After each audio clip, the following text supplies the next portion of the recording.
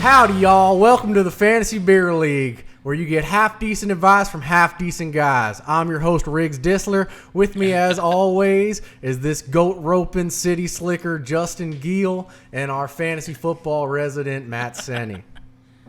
Justin, how you doing today? Okay. One of my coworkers said that I look like Guillermo del Toro when I'm wearing glasses, and I haven't stopped thinking about it all day. I have to stop the accent to answer that, but yeah, I guess you kind of do. You want me to put Vince's glasses on real quick? Yeah, do that while I ask Senni how he's doing. But I'm a little shook right now. Yeah, I can definitely see it. Look at this dude. Yeah, when I start to gray. When you start to gray. A couple years. Well, I meant 20. But yeah. Vince, if you can find a picture of Guillermo. I'm already on. Okay, good. Good to know.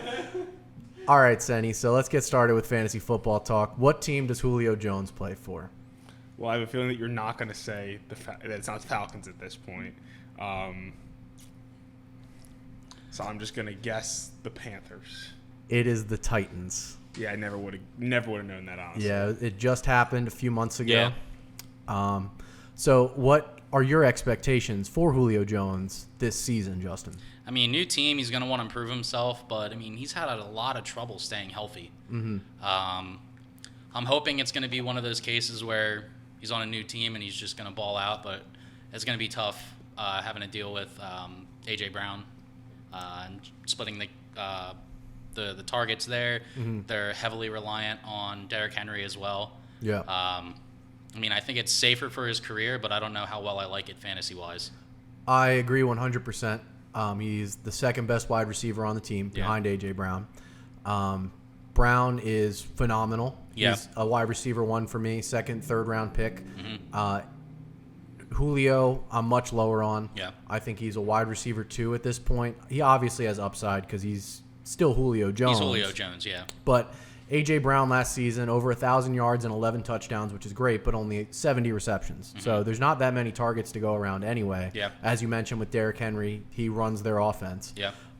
So I just don't see Julio being the top 10 wide receiver that you've gotten used to him being. But maybe he starts scoring a few more touchdowns, that he's not the focal point. Mm-hmm. Either way, I have him as a mid-tier wide receiver too. Derrick Henry is my third highest ranked running back in PPR. He's just a volume guy, and he doesn't catch many passes, but it doesn't matter. Over 2,000 yards, 17 touchdowns last season. Only 19 catches, but it didn't matter. I mean, with those kind of numbers, it doesn't. You don't need the catches. Yeah, exactly. Yeah. He's an elite option at the position. Love him again this season. Yep. Ryan Tannehill is another guy that I like. He's a borderline quarterback one for me. He finished as a top 10 quarterback last season. Seventh, I believe he finished, and he had 7 rushing touchdowns, which is kind of surprising. Yeah. So he offers some value with his legs in addition to throwing the ball. But as we talked about before, the volume's a little low, so I don't know that he's an elite option, but I think he's a great value pick if you're waiting to take a quarterback. Let's move on to the Colts. Let's start talking about Carson Wentz. He's out 5 to 12 weeks. Incredible. Yeah, it's glass bone syndrome, unfortunately. Insane. How do you see this impacting the Colts offense? Well, I don't even know who is taking over for him, so I don't see it being that great for the skill players. Right. No, I don't either. Colts receivers I was low on already. Yeah. Michael Pittman Jr. is probably my favorite, but I don't feel great about any of them. Absolutely no interest in T.Y. Hilton. Jonathan Taylor, I like. I still like him. Yeah. I mean, I think he'd be a good option, especially with Wentz being out. Yeah, I mean, best option, I should say, with Wentz being out. But yeah, the receivers, not big on. No, but Jonathan Taylor, a lot of volume, especially down the stretch last season. I feel like there's some recency bias in ranking him as high as I've seen him by the quote-unquote experts. The Colts have always really liked Marlon Mack. Yeah. He got hurt week 1 last season, so we didn't see what the offense would look like with both of them healthy. There are many times on the podcast we talked about Nyheim Hines getting involved in the passing game, stealing some touches. I don't necessarily think that that's going away. So I have him as a high-end running back 2 in like the 10 to 12 type of range, and not like a first, second round pick, which is where I'm seeing him currently being drafted. Is this Taylor? Yes. Okay. Yeah, obviously I'm not drafting Naheem Yes. Hines. Okay. I just wanted to make sure that like things weren't switching. Right. Yeah, not Okay. interested at all. And I think they have a top 10 defense. It might be harder with Wentz out. Yeah. The offense might put them in some bad spots. And Rodrigo Blankenship, the hipster kicker, fine option for me as well. Yeah. Moving on to the Texans, Deshaun Watson. Oof. Yeah, we're not equipped to talk about this issue at all. Yes. So as it relates to fantasy football, the question is, how highly can you draft him? I thought about this question a lot, and the most honest answer I have is I really don't know. I think I would probably go after him if my other options were gone. How high would I go? I would say, from myself personally, no earlier than like the 7th or 8th round is where I would be taking him, just because like the issues that he has going on off of the field, you don't know when that's going to come to fruition, if he's going to miss time playing, things of that nature. Gotcha. Do you have any thoughts on that, Senni?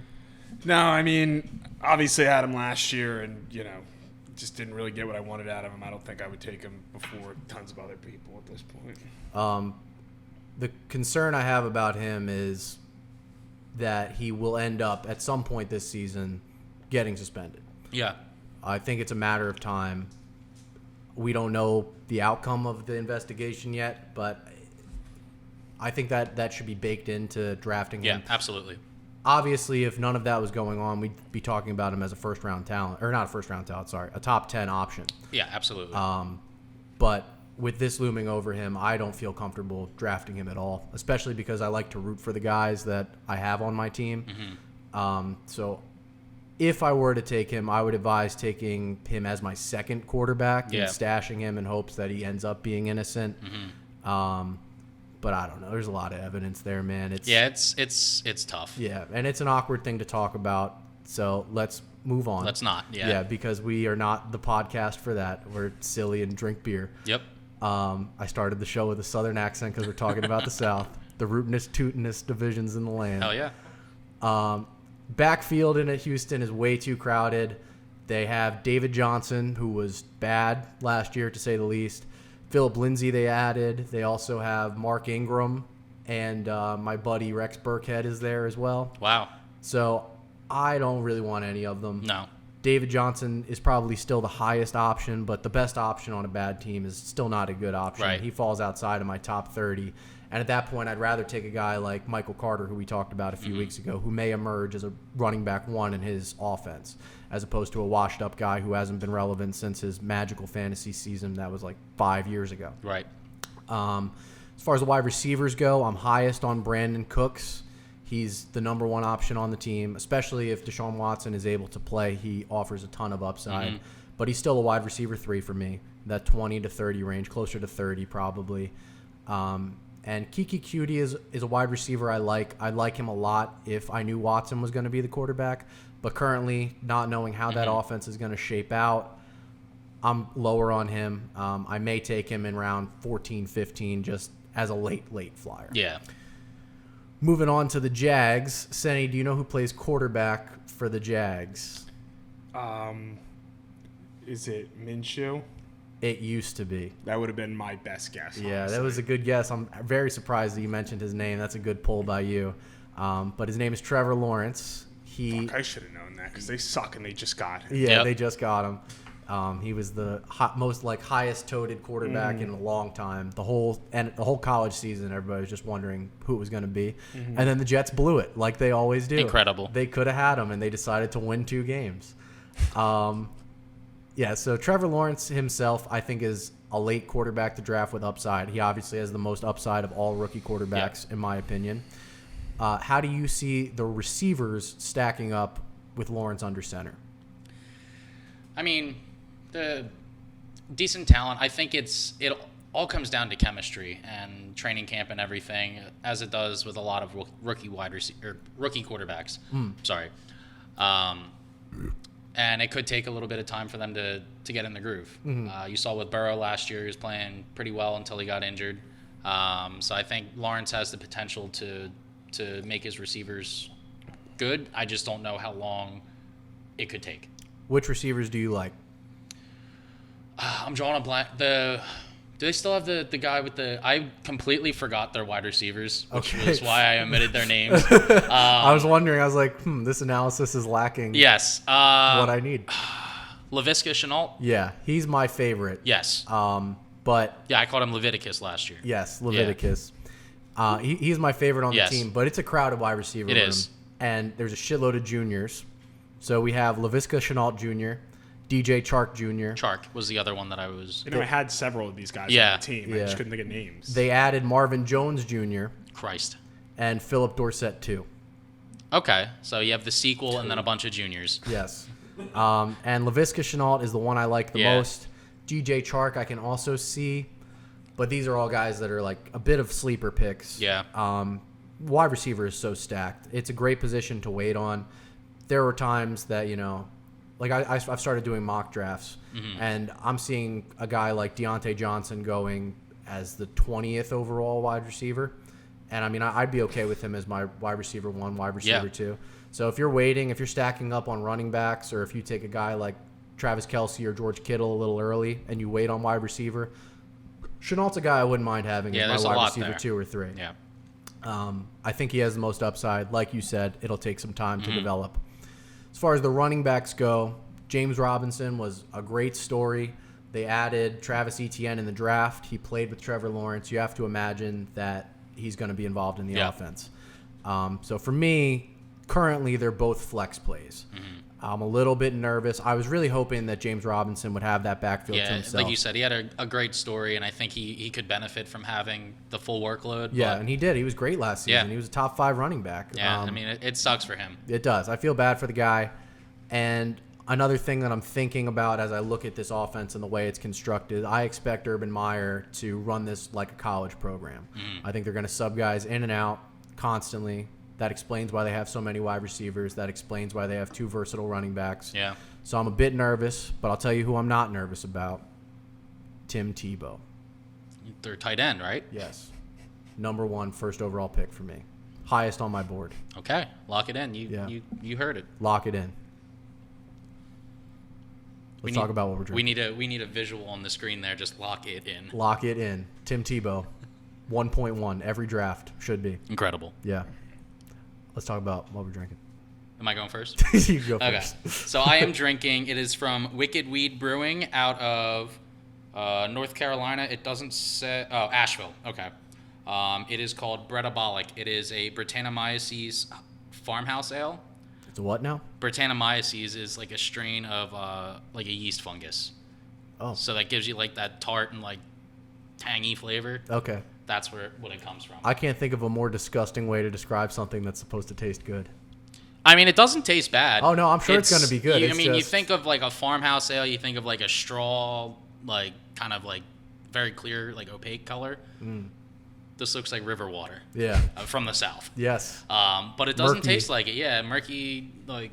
I guess water's dirtier in the south. Yeah, I think that's just a fact, honestly, isn't it? Yeah, we'll have to fact check it, but I think that is true. But I mean, I like it. Pretty good. Yeah, I mean, it's refreshing. 5.5%, so a nice, easy drinker. Haven't had dinner yet, so it's not going to hit me hard. So nice. Yeah, kind of almost like some of those farmhouse saison type beers. The finish kind of reminds me of like Smarties candy. Yeah. I don't know if you guys same get thing that. actually. And it like sticks to the back of your throat, sort of thing. Whoa. Like when I eat Skittles, like I feel like I get that like film in my mouth from like the process. Like you guys know what I'm talking about? Yeah, I don't eat Skittles like for that reason. Yeah, I mean I haven't had Skittles in years. Yeah, but, I'd say that's I one can't of the tell reasons why I stopped eating them is because yeah. like So like you're talking about like when your spit feels thick. Yeah. And your mouth is like. Yeah. Okay. Like you feel like you're chewing on nothing. Yeah. Yeah. What are you drinking? It sounds like I'm drinking jizz. I think that's why Sonny's laughing at me. It's the sensation you gave viewers with that description. Yeah. It's gonna. They're all sitting there. Yeah, just play They're gonna that. hear Sean's in the mic, Little and I'm like, ASMR you're for you guys. You're chewing on nothing. Beautiful. I'm drinking Diamonds in My Mouth. That's legit the name of the beer. That's fucking awesome. I didn't even plan for that. That's incredible. It's a double IPA from Spindle Tap Brewery, which is in Houston, Texas. And it's really, really smooth for an 8%. It's probably the best IPA I've had from Texas. I find that, the Northeast New England IPAs are better than the ones that they try to replicate down in the South. But that's a very good beer in my opinion. It's really, like really that. smooth. I get a little bit of the fruitiness, the haziness. Yeah. But my favorite thing about it is the smoothness. It feels really, really good in my mouth. What are you drinking, Senni? I'm drinking a Carolina Cobbler cherry. There's a bunch of different ones. It's from Divine Barrel in Charlotte. Shawn and I actually went there to visit this guy that I used to be friends with. I think it's really good. I don't know what, I guess a Weiss style ale. Berliner Weiss. Weiss. Yeah. Tastes like cherry and vanilla is the main thing I get out of it. It's got, a bunch of the different things you'd expect from like a Cobbler. Cobbler's a big Southern thing too. Yeah. It is. And that's a good beer. All right, Senni, what would you like to talk about today? All right. So, Excuse me. So I want to talk about reunions. So what actually brought this up in my head was I was thinking Justin's mother and my parents actually went to high school together. I remember a couple years ago, Justin had said to me that his mom remembered my parents as being like high school sweethearts. Mm. And if you know me at all, my parents are not together and have not been together for, I don't know, a long time, like 8 years. And I was thinking, well, like, how would she even know if they were still together or not? And I thought, well, I guess that's, what reunions are for. You go and, like, you see where people are at in life. And we just had our 5-year reunion recently. I didn't go because we had just seen most of those people, but I know that they went. And I was just thinking, like, you don't really need that opportunity anymore to figure out where people are at because of social media. Yeah. And I was like, we literally before we started this episode, I found out that somebody we went to high school with got married today. So it's like one of those things is like, all right, well now I know, what's up with their life. Mm-hmm. I know who has kids. I know and I thought like, well, the reunions are kind of unnecessary. So it kind of like hit me when I was thinking about this, like this is literally why reunions existed, because like how else would you have ever known what anybody was doing, right? Especially people that like moved away. Mm-hmm. So with that being said, I think that we're almost at a point where like we're having them just to have them. Like we have reunions just like a formality. Yeah, literally as a formality. I mean, and it's funny because when you see them in like movies and TV shows, they make it seem like everybody goes to these things. Yeah, I don't understand the name tags. Like, how long are you away from someone where you forget their fucking name? No, people look the same. Yeah. The reality is most people look similar enough that you would recognize them when you see them. And it's just funny because, like, I don't believe, like, at this point that many people go to reunions. Like, for me to go to reunion at this point would be I would just, like, see, like, a girl I dated in high school. Like, that would be it. Yeah. I can't think of any other reason that I would go because everyone who I want to see, I see. Anybody else, I can see what they're doing on the internet, whether I want to or not. Whether they're craving attention or they just had, like, their third kid by their mid-20s. Whatever it is, I know what they're doing with their lives. Yeah. So at this point, I just think it's kind of weird that we have reunions. I feel like they're almost like, oh, you have to go just to say you're going. But I honestly think they're obsolete at this point. If you really want to know what someone's doing, you go on Facebook. For the younger of you, that's what we used to have before Instagram and before Snapchat and before TikTok and all that stuff. Yeah. If you want to see where someone goes on vacation, you go on Instagram. If you want to see how many kids someone has, you go on Facebook. If you want to see where someone's working, you go on LinkedIn. Yeah, true. Fair. I don't use LinkedIn like at all. I have to for work. I know you have to. It's the worst I found that's more like business thing, but LinkedIn was also bigger with like our parents too. Yeah. Like I found out what my dad did for a living growing I think your up roommate's dad has a from LinkedIn. LinkedIn. So yeah, it's What'd you say? I found out like what my dad did when I was a kid by going on LinkedIn. Like I didn't even know what his job was. Oh wow. Yeah, I just like searched his name one day and found like his LinkedIn. Oh, and popped up that you were viewing his profile then too. Yes. Yeah. Probably. If he even knows like how to log into the computer at this point. I don't know. I just thought that was interesting. I don't know, like that I would go to like a reunion, like a 10-year reunion at this point. I just like I would recap my experience, but I was blackout drunk that night. So. Yeah, we went to was it a Secret Santa party beforehand? We were actually I think it was just a Christmas party at Ian's house. Yeah, it might have been that open house that he had, or something like that. I really don't remember. Was it free?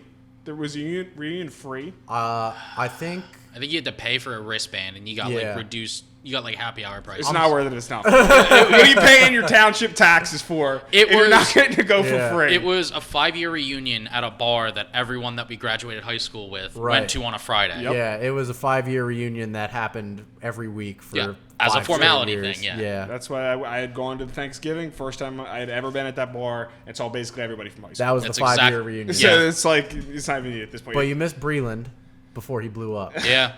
So Should we plug him? My loss. we should, especially, I mean, an episode on the South. I mean, I think he's got a single out with Keith Urban right now. He just performed on, what was it, Good Morning America with Nelly? Wow. Well, Nelly's not the host of Good Morning America. But Well, no, but like the two of them, like, I understand. We're there, yeah. I was I have being a to smart look. ass. Yeah. Yeah, man. He's doing very well for himself. yeah, So good for him. good for him, for Nice. sure. More successful than us by far. Yeah, I mean, he's probably got a longer table. Much longer table and more hollow, so you can't hear the. That's true. Yeah. All right.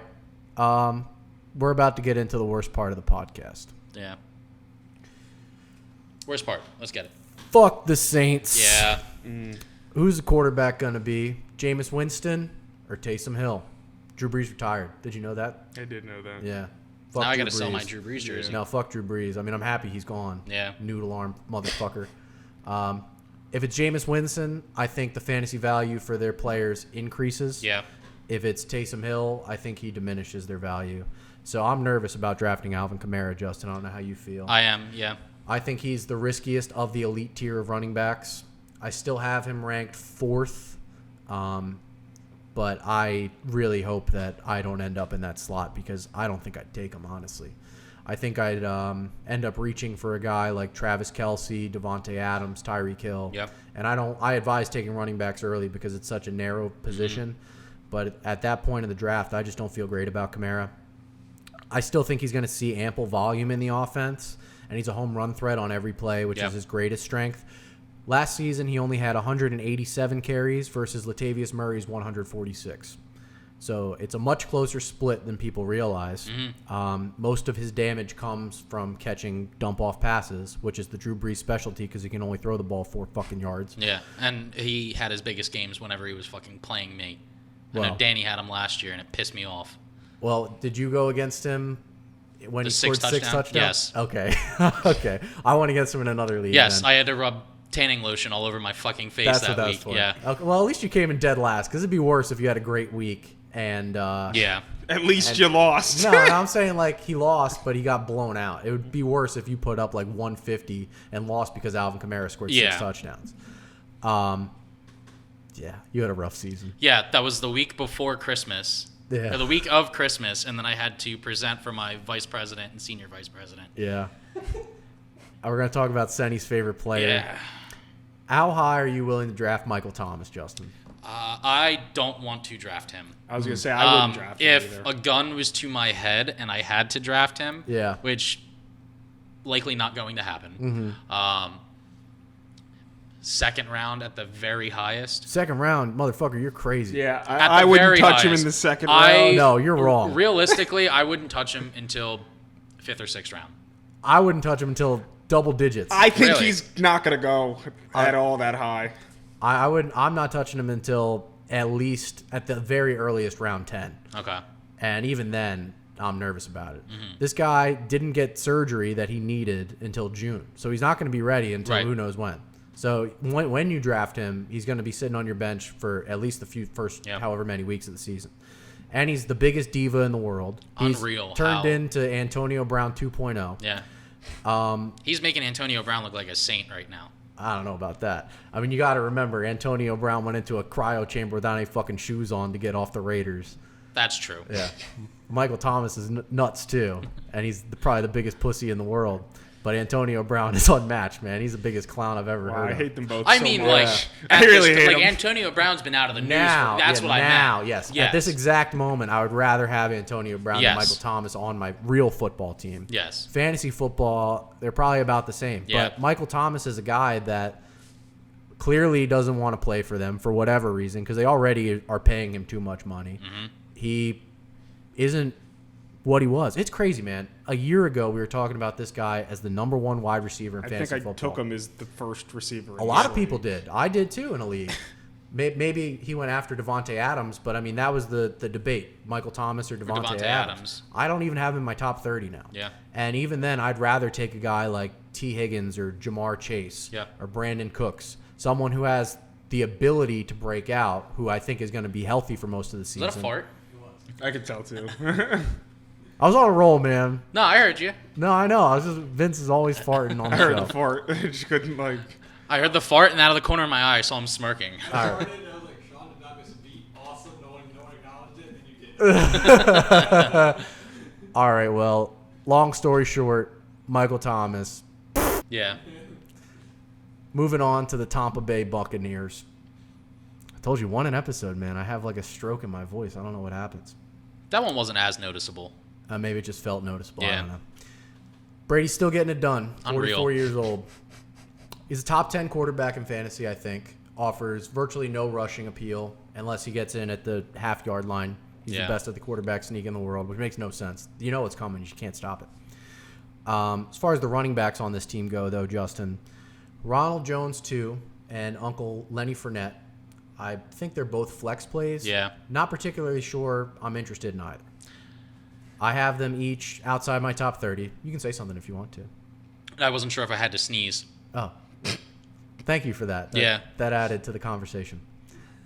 If one of them emerges as the lead running back, obviously the value would increase. And I'm okay with taking them as bench players. But one thing to remember is that they added Giovanni Bernard.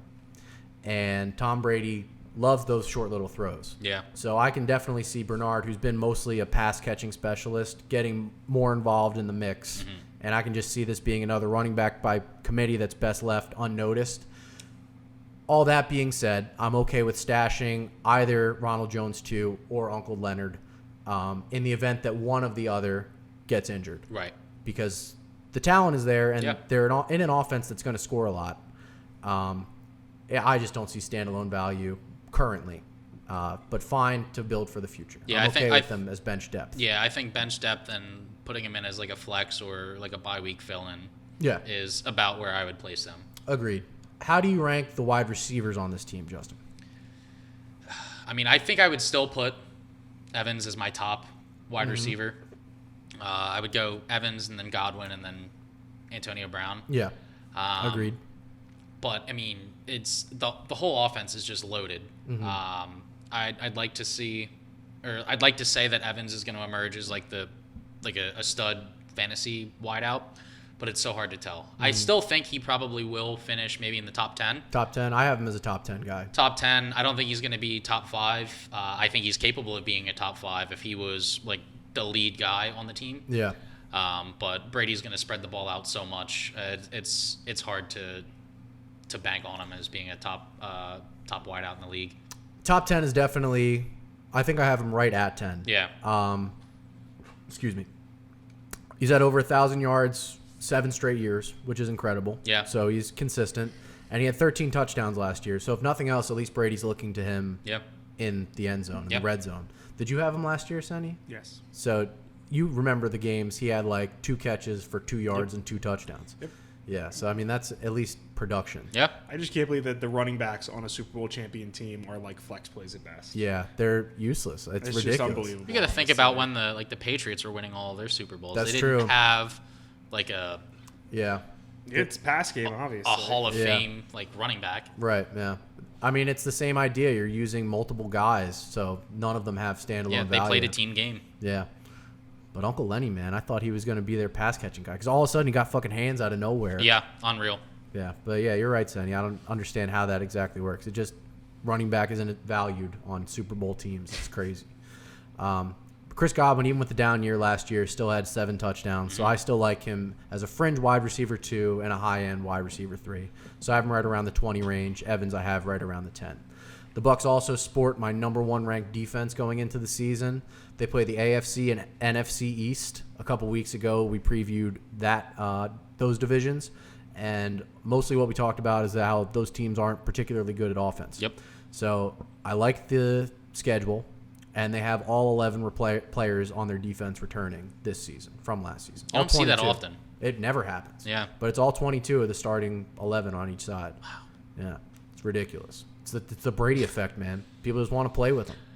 He wins. He's a winner. He is a winner. Unbelievable. He does nothing but win. Yeah, he's great. I like Brady. Yeah.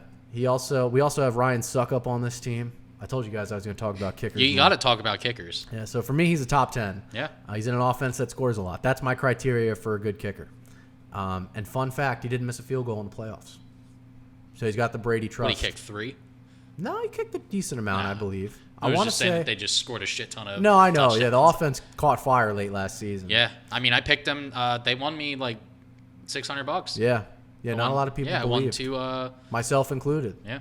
Yeah, but I'll never doubt Tom Brady again. No, my only loss in that bracket was the Steelers. I had them winning 1 game, and then I don't losing. even like. I just like to pretend that never happened. Honestly, Yeah. Yeah, Browns that game. was. I watched that and I was like, "Fuck." And biggest then, embarrassment I've ever seen. yeah, and then as a naturally, fan, Sean Peoples honestly. texted me and he was like, "What's going on?" I'm like, "I'm gonna go to bed. I'm not talking about this right now." My phone was almost snapped in half. Yeah, I I don't know anyone that actually finished the game as a fan because I it's did. unbelievable.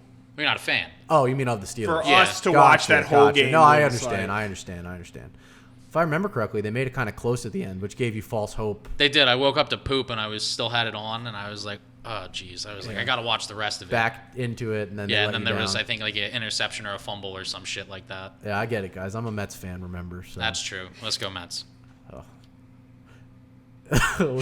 It's so painful. Yeah. The Carolina Panthers. Christian McCaffrey, obviously the biggest deal on the team. Yeah. Do you think he's still the first overall running back to be taken? I still think, yeah. I think so too. 6 touchdowns in 3 games played last season. 17 catches through 3 games. So high PPR volume. He's a machine when it comes to that. That's why I drafted him first overall. Yeah, and you have to imagine that Sam Darnold's going to use him. So I think he's the first running back off the board. Yeah. First player off the Yeah, board. he's going to be a first player off Should the board. be. Well, second, because Tebow's going first. So Tebow's first. My bad. I think you can make an argument for Dalvin Cook going first overall. But I think, yes, absolutely. If It's- Cook can stay healthy, he's... Yeah. It's one of those two guys. Yeah. Personally, I like McCaffrey more, but I wouldn't look at you strange if you took Cook first. No, absolutely. But those should be 1-2 regardless.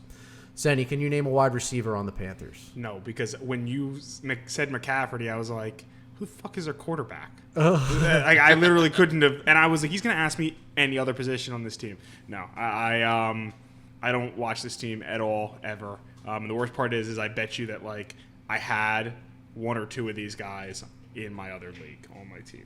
I think you might have. DJ Moore, I think you had. Yeah, I think I had him, like, in, like, a flex spot, maybe. Yeah. And Robbie Anderson. Who I had. Right. So, Justin, how do you think those two guys will play this year with Sam Darnold as their quarterback? I think they're going to do pretty well. Robbie Anderson played... Was he on the Jets with Darnold? Yes, he was. They were there in the same time, so, Yes. I mean, they have that going for them. But I also just think Darnold needed weapons. Yeah. The Jets did not have weapons. They were the Jets. Yeah, they were the Jets. So, I mean...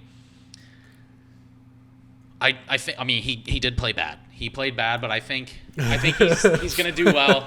I mean, it can't get much worse. I mean, No. he's flashed athleticism. Yeah. And like just having the talent, like the offensive talent around him that he has now, I think is going to play into his favor, and that Moore and Anderson would have pretty decent years. Will have pretty decent years. I think so too. The Panthers had a good offense last year. There's no way around it. I mean, of course, Christian McCaffrey missed a ton of time, which factors into the production they had, but there were 3 wide receivers on the team with over 850 yards. Yeah. Curtis Samuel is gone. He's on the football team now. So that opens up some targets for DJ Moore and Robbie Anderson. DJ Moore I value higher. I have him as a mid-tier wide receiver too. Almost 1,200 yards last season.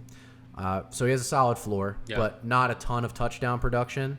We'll see if that changes with a new quarterback. I don't particularly think that Teddy Bridgewater is that much worse than Sam Darnold, but we'll wait to see. Robbie Anderson, I think, is a flex option. He's outside my top 30. Yeah.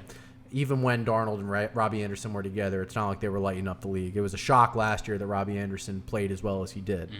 So I think they're less likely to be a pass-heavy offense with McCaffrey back. So he's a third option on the team, assuming that McCaffrey and Moore stay healthy. But I still think, he's fine as a late pick, double-digit rounds.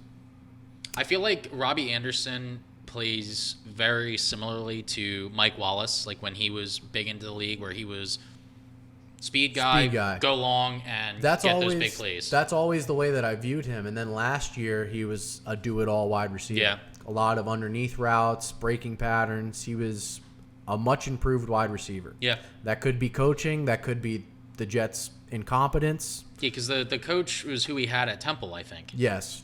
Yeah, that's true. Matt Rule. Yeah. Yeah, good pull by you. Going back to the college years. Yeah, I mean, I killed all them lantern flies outside. And it That just gives you brain power? brain power. All right. Now you know how to get it. So Yeah. kill a ton of them. Yeah, the power's in your sandal also, Senni, because I used that to kill all of them. I didn't shove them in there. I know. I didn't think they were just dead lantern flies in Senni's shoes. You guys put them on. It sounds like he's stepping on fall leaves. Yeah. Let's talk about the Falcons, Yeah, please. let's do it. Mike Davis was added in the offseason. How do you feel about him? He was team. the He was on the Panthers last season. Yeah, he's got lazy eye. Does he? Yeah, because every time I went to go like put in a waiver claim for him, I was like, "Yo, his eye is fucking me up big time." I don't know. I mean, he filled in pretty well last year. He did. New team, but I mean, I think he's gonna do okay. I Yeah. don't see him being a top talent in the league. Yeah. I'd see him as maybe a flex. I have him as a flex as well. Yeah. Yeah, it's... You remember how bad Todd Gurley was last season? Is he still there? I don't believe so. Is he anywhere? I don't believe so. Wow. I could be wrong. Should we try to get him for next week? Have him come in and talk? Yeah, but Todd, you doing anything? Probably not. I'm sure he's watching. Yeah, he's definitely watching. Yeah, he's got nothing better to do. Calvin Ridley. Yeah. Top 5 wide receiver, I believe. Yep. Especially with Julio Jones gone. Yeah. He was excellent last year He's with better. Yeah, Julio. exactly. 90 catches, almost 1,400 yards, 9 touchdowns. Clear top-end wide receiver. Russell Gage is a late-round pick that I like. 110 targets last year. And now he's the clear number 2 wide receiver without Julio Jones on the team. And I don't expect this to be a very good team, so I think they'll be throwing a lot, catching up a lot. Justin, there's been a lot of buzz going off of the high pass heavy offense. Right. And the need to play from behind. There's been a lot of buzz around rookie tight end Kyle Pitts. How highly are you willing to draft him? Me personally, I would probably look maybe 6th or 7th round. Okay. For him, the way that like I construct my team, I go for top talent at running back. If I have like the latter end of a snake draft, I'll do 2 running backs and then get a wide receiver my next go around. So if the top tight ends aren't there, I'll wait a little bit, fill up the other roster spots. So I would say for me, probably between the 5th or 7th round is where I would look to draft him. I mean, he's a lot of talent. Some of the catches that I've seen him make in these, I mean, granted, it's practice. Yeah. Still great. A lot of talent there. Yeah, the talent is undeniable. And the Falcons, Matt Ryan's been good at throwing the ball to tight ends, especially in recent years. Yeah. So I do think there's some value there. I have him ranked tight end 6. So I would take him about that same range, but I'll probably miss out because I see him going 4th, 5th round, and that's just too rich for my blood. Yeah. I have a bit of tempered expectations, especially because it's his first season in the league. But I'm fine with taking him. I'd be comfortable with him being my only tight end. He would just need to fall a little bit for me to feel comfortable taking him. And my last question on this team before we wrap things up is actually for Vince. Who's the kicker we need to be targeting? Younghoe Koo, that's right. He's my number 1 fantasy kicker. I love Younghoe Koo. I would buy a Younghoe Koo jersey if I cared enough, but I really obviously don't. That's going to do it for this week's episode of the Fantasy Beer League. We'll be with you every Wednesday on YouTube with audio-only podcasts available on Spotify and Apple Podcasts. Follow us on Twitter and Instagram at FantasyBeerLG. Those are the words fantasy, beer, and the letters L and G. As always, please like and subscribe to our YouTube channel or I'll kill you. For more half-decent advice from half-decent guys, I'm Sean Joyce, he's Justin Giel, and here's Matt Senni with his advice of the week.